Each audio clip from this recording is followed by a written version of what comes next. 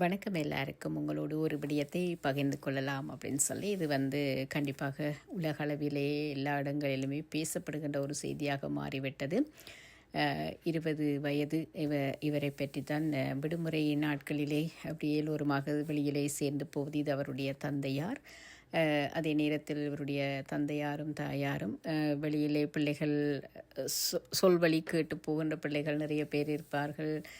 கேட்காதவர்கள், தாய் தந்தையருடைய சொல் கேட்காதவர்களும் நிறைய பேர் இப்பொழுதெல்லாமே இருக்கின்றார்கள். இருந்தாலும் அவருடைய 20 வயது என்று சொல்லும் பொழுது ஓரளவுக்கு புரிந்துணர்வு இருக்கும். இல்லை, நண்பர்கள் எப்படியானவர்களை தெரிவு செய்து கொள்ள வேண்டும், எப்படியானவர்களோடு நம்பிக்கையோடு நாங்கள் இன்னும் ஒரு இடத்துக்கு போகின்ற பொழுது அங்கே பாதுகாப்பு, அவர்கள் எங்களை பாதுகாத்து கொள்வார்களா, பார்த்து கொள்வார்களா, இந்த மாதிரியான சின்ன சின்ன விடயங்கள் எல்லாமே இவருக்கு ஓரளவு தெரிந்திருக்க வேண்டும். ஆனாலும் அவருடைய மரணத்திலே நிறைய இப்பொழுது மர்மமாகவே இருப்பது. அது மட்டுமில்லாமல் இன்னுமே அவரை பற்றி தேடிக்கொண்டே இருக்கின்றார்கள்.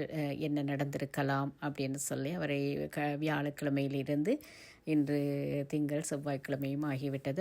கடந்த 3 நாட்களாக தேடி கடைசியாக அவருடைய உடை கண்டெடுத்ததாக சொல்லப்படுகின்றது. இதுதான் கூடுதலாக அவர் இந்திய பெண்மணியாக இருந்தாலும் அமெரிக்காவிலே குடும்பமாக இருக்கின்றார்கள்.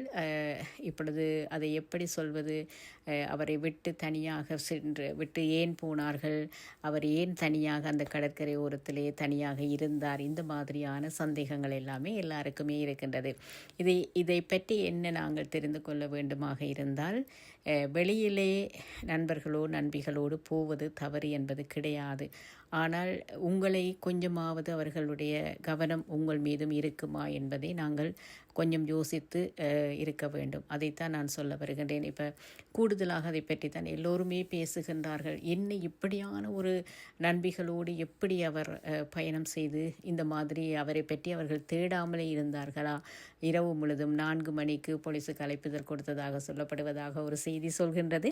இருந்தாலும் நாங்கள் எல்லோருமே சேர்ந்து போகின்ற பொழுது எப்பொழுதுமே மற்றவர்களை தேடி பார்ப்போம். இல்லை, வெளியிலே கூட்டமாக நாங்கள் ஒரு இடத்துக்கு போகும் பொழுது யாரையோ எங்களோடு வந்தவர்களையே நாங்கள் மீண்டும் அவர்களை காணவில்லை என்று தேடுகின்றோம். அப்போ இந்த மாதிரி தூரத்திலே போகின்ற பொழுது இவரை ஏன் அவர்கள் அந்த இடத்தில் இருந்து விட்டு சென்றது? அதே நேரத்தில் அந்த தெரியாத நபர்களோடு திடீரென்று நட்பு கொள்கின்றவர்கள், அவர்கள் யார் எவர் என்று தெரியாத ஒருவரோடு அந்த நிமிடத்திலே அவர் பேசிக்கொண்டிருந்ததாகவே அவருடைய காணொளிகள் மூலமாக சொல்கின்றார்கள்.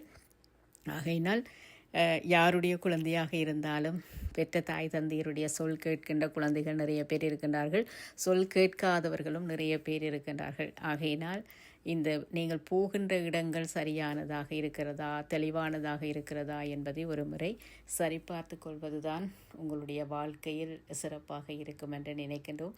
அதற்காகத்தான் இந்த காணொளி. ஆகையினால் எப்பொழுதுமே நம்பிக்கை, உங்களுடைய தாய் தந்தையரை விட இந்த உலகத்தில் யாரையுமே நம்ப முடியாது. ஆகையினால் நீங்கள் உங்களுடைய சில கோபத்திலே நண்பர்கள் தான் எல்லாமே சரியாக இருக்கும்.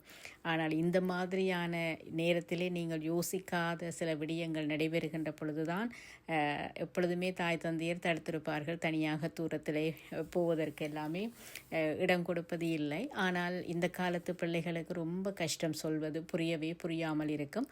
ஆகையினால் மிக கவனமாக இருக்க வேண்டும் என்பதற்காக நான் இந்த காணொளியை உங்களோடு பகிர்ந்து கொண்டேன்.